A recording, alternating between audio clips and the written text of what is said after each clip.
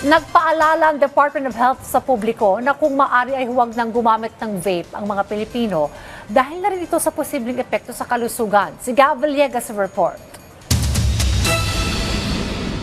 Isinusulong ng Kagawaran ng Kalusugan at health experts na ipagbawal na ang vape sa bansa kasunod ng dalang panganib nito sa kalusugan. Bawal sa mga bansang Singapore, Thailand, Vietnam, Cambodia, Timor-Leste, Lao People's Democratic Republic at Brunei at Myanmar ang pagdala, paggamit, pagbenta at paggawa ng vape sa kanilang bansa. Nananawagan naman ang DOH na wag nang mag-vape at minigarilyo ang mga Pilipino.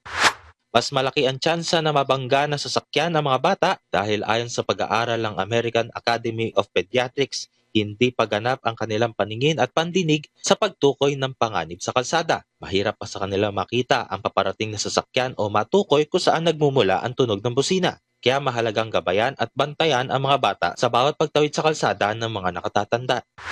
Samantala, nagpaalala naman ng DOH na ang malimit na pagkain ng ultra-processed food na mataas sa asin, asukal at unhealthy fats ay maaaring magpataas ng panganib at magresulta sa obesity, hypertension at diabetes. Palagi ang basahin ang laman ng mga produkto at imitahan ang pagkain ng mga ultra-processed foods.